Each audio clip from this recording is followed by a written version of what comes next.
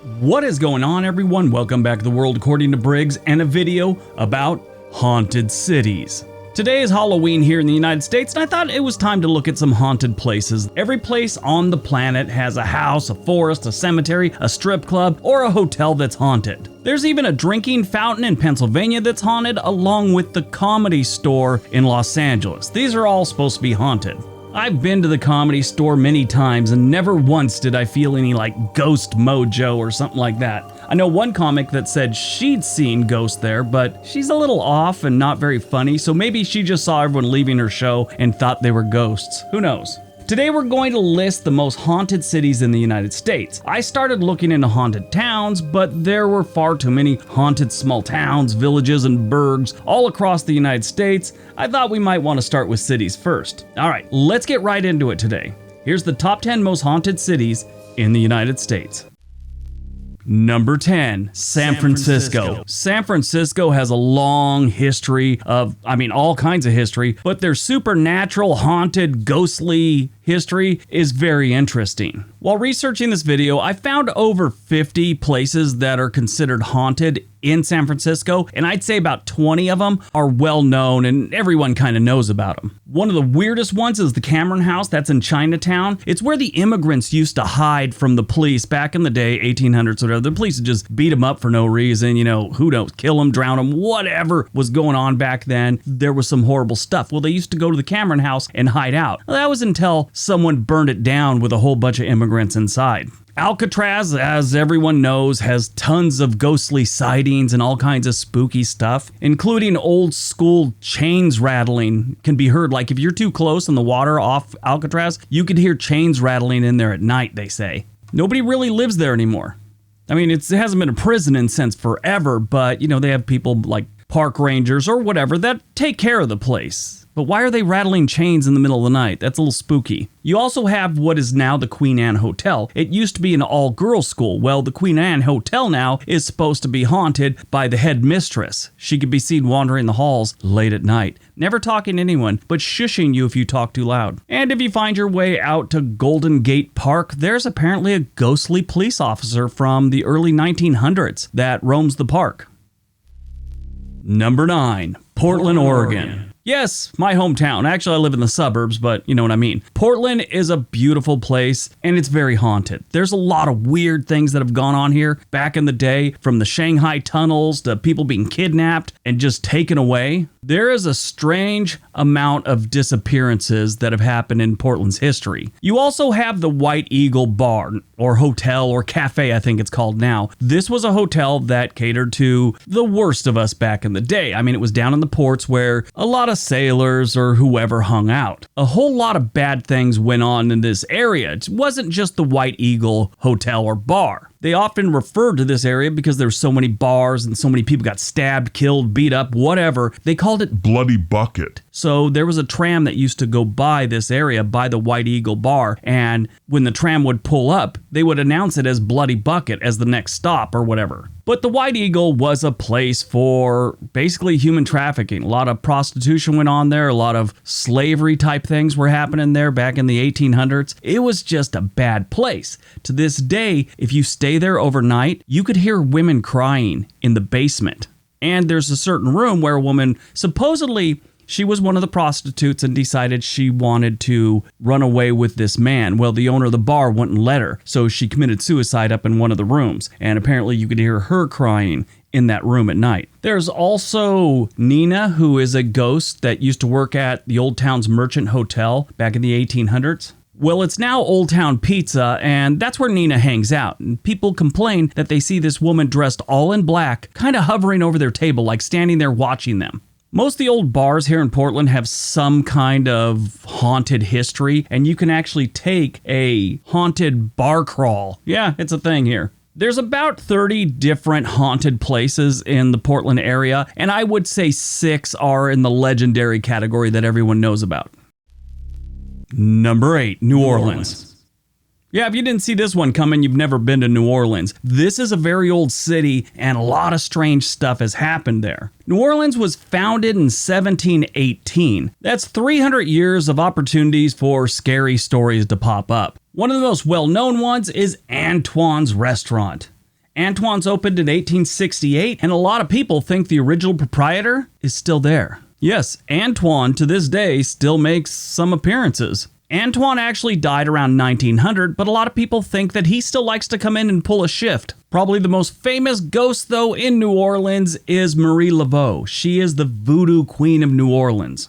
She died in 1881 and is buried at the St. Louis Cemetery just outside the French Quarter. Well, even though she died in 1881, people still see her wandering the French Quarter. You could go to where her cottage used to be and take a tour. But what people really like to do with this spirit is they like to go to her crypt. If you knock 3 times, you can ask her for a favor. A lot of people will leave cash, alcohol, just basically gifts to win her favor, and hopefully she'll grant your wish or do the favor for you. There's over 30 ghost or haunting stories that I've found in New Orleans, and I would say about 12 of them get a lot of traction and are kind of legendary. Number 7, Chicago.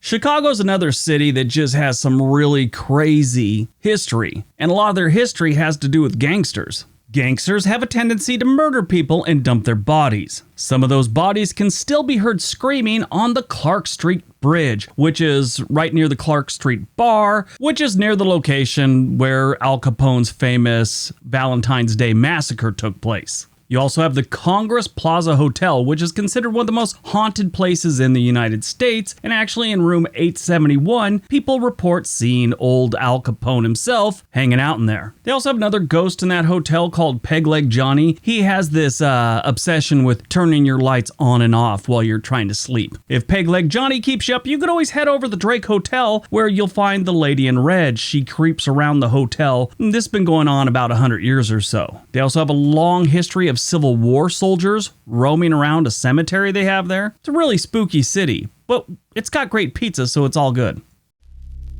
Number 6, Charleston, South Carolina. Charleston, South Carolina is another very old city, and it's been through a lot, so there's a lot of potential here for some ghosts. I mean, you got colonial and revolutionary ghosts, you got Civil War ghosts, even John Wilkes Booth's father is a ghost here. The guy that shot Lincoln? He hangs out down at the Dock Street Theater, and there's a prostitute there too named Nettie. She's a ghost also. If you go to Charleston and you're kind of into the whole haunting thing, they have the Charleston Haunted Jail Tour. Check that one out, it's pretty cool. The old Charleston City Jail once held Charleston's first female serial killer.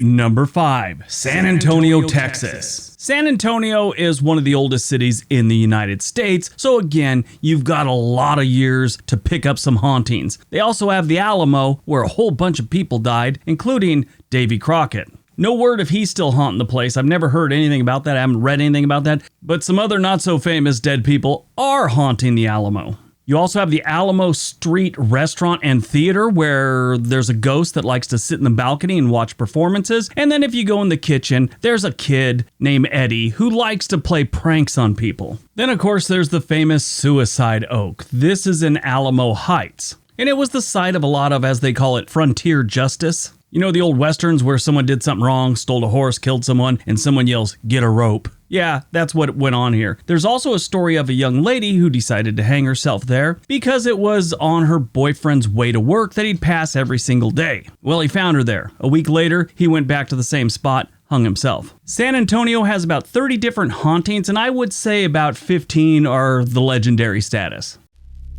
Number 4, St. Augustine, Florida.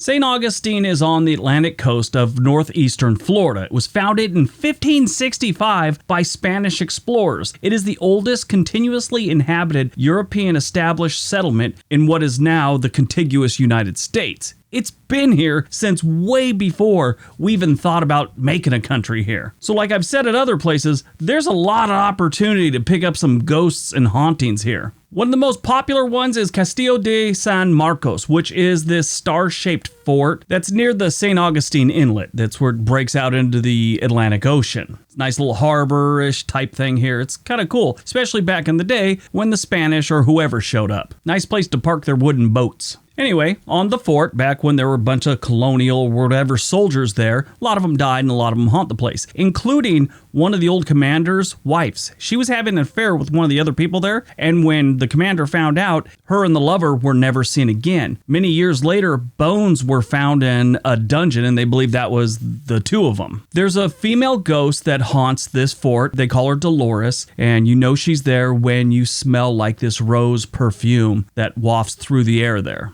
Occasionally, people claim that they can hear the sounds of a battle and blood-curdling screams. Good times. Number 3, Gettysburg. If you've never heard of Gettysburg, I'd like to welcome you to the United States. This is something that is gone over ad nauseum, if you don't like it, in the American school system. I love this type of stuff, so every time something like this was brought up, I loved learning about it. It was great. Gettysburg was the site of one of the biggest battles we had during the Civil War. Over 50,000 soldiers died during this battle that took a couple days, and the whole thing stretched out over a 40-mile battlefield. One of the ghosts is Confederate General Robert E. Lee. Now, he didn't die at Gettysburg. He actually died years later in Lexington, Virginia, but he traveled, his ghost did, at least they figure, to be with his soldiers. I shouldn't say many years later. He died like 7 or 8 years later. I visited Gettysburg in the mid-90s, and there was just this weird, overwhelming feeling of sadness. Don't know if it's ghosts or just my mind playing tricks on me, because I know what went on there, and you're learning about it, and you just start thinking, there's a lot of people that never saw another day that once stood on this field. You know, it's just this weird feeling, and it's just kind of this overwhelming sadness is the best way I could explain it. What's incredible about this whole trip when I went, I'm thinking it was 96, 97. I had a camera, just, you know, this is before the internet and digital things, and I took only like 3 pictures of the whole thing. I don't even know where those pictures are. I was so into what was going on there and learning what happened there and just kind of overwhelmed by what I was seeing. I really kind of forgot to take pictures. It's really strange. Gettysburg has far too many sightings and rumors and legends to really count. I kind of was just poking around, and I saw at least 60 different hauntings that people claim they've seen. Talking the ones that keep springing up. I'm sure thousands of people have claimed they've seen something, but they've got about 60 that many people have seen. Number 2, Salem, Massachusetts. If there ever was a spooky town, it's Salem, Massachusetts. This thing bleeds Halloween. I mean, they used to have witch trials and burned them at the stake here. Come on, that's perfect Halloween material and haunting material. Not only that, they have a long history of revolutionary stuff and pirates. So here's the thing about the Salem witch trials. This all happened in 1692. Apparently 2 girls were playing with an egg and a piece of mirror, and someone accused them of witchcraft, and then it just kept going. Nobody was really burned. That's this big misconception that they were all burned at the stake. No, most of them were hung. One person was actually, they called pressed to death, where they put weight on top of them, and then they keep adding weight till they slowly get crushed. Yeah, that's pleasant. You could take all kinds of different spooky tours there, but it really picks up around Halloween. If you're there right now, congratulations. You're in one of the best spots for a Halloween trip in the nation. Some of the best place to see these spirits, if that's what you're into, is a place called Gallows Hills. That's the site of the executions. Now, that guy Giles that was pressed to death, he was a farmer. A sighting of him is considered to be a bad omen, and some bad crap's coming your way if you see him. Also, Bridget Bishop can be seen haunted the Lycum, I believe it's pronounced, Bar and Grill. There used to be an apple orchard there that she worked at or owned, and she still haunts the bar now because she thinks it's an apple orchard. Oddly enough, one of the most popular drinks in this area, hard apple ciders. All right, before we get to number 1, don't forget we have another channel called On This Day. There's a link down below. We would very much appreciate it if you went over there, give some videos a big thumbs up, watch a bunch of videos, subscribe. All right, on to number 1. And number 1, Savannah, Georgia. Savannah is a great city. I love this place. It's historic. It's beautiful. It is a great place to visit. And in my opinion, it's one of the top 5 places to move to in the United States, if you could afford it. It's a coastal city, it's expensive, and it's beautiful. It's also very haunted. It's considered to be the most haunted city in the United States. If you want to go find some haunted stuff, go to the Hamilton Turner Inn. This was made famous in the book called Midnight in the Garden of Good and Evil. It's not just part of a fictional book or a novel. They have sightings of billiard balls just rolling around on their own. You could hear children laughing when there's no children in the building, cigar smoke, strange sightings. There's all kinds of weird stuff just going in this place alone. They have the Marshall House, which is one of the best haunted hotels in the United States. It's been up since 1851. Many people claim they've seen ghosts going down the hallway, faucets turning on by themselves. You also have the Pirates House. This was like a rest stop for seafarers back in the day, but it still stands, and it's one of Savannah's most well-known restaurants. But it's got a really ugly past. This has got confirmed things of Shanghaiing people. Talked about Shanghaiing before on this channel, and that's where you get someone drunk or you just knock them out on the street and you put them on a ship. By the time they wake up, they're out in the middle of the ocean and they have a choice. Either work on the ship for no pay or get off and swim back. A lot of people work for no pay. You can also catch some ghosts at the Moon River Brewing Company. Been to that one. It's kind of freaky, but yeah, it's good beer. And ghosts. What more could you ask for? All right, that's today's video. Hope you guys enjoyed it. Hope you got some information out of it. Now go out, do some trick-or-treating, whatever you want to do. Look for some ghosts, and be nice to each other.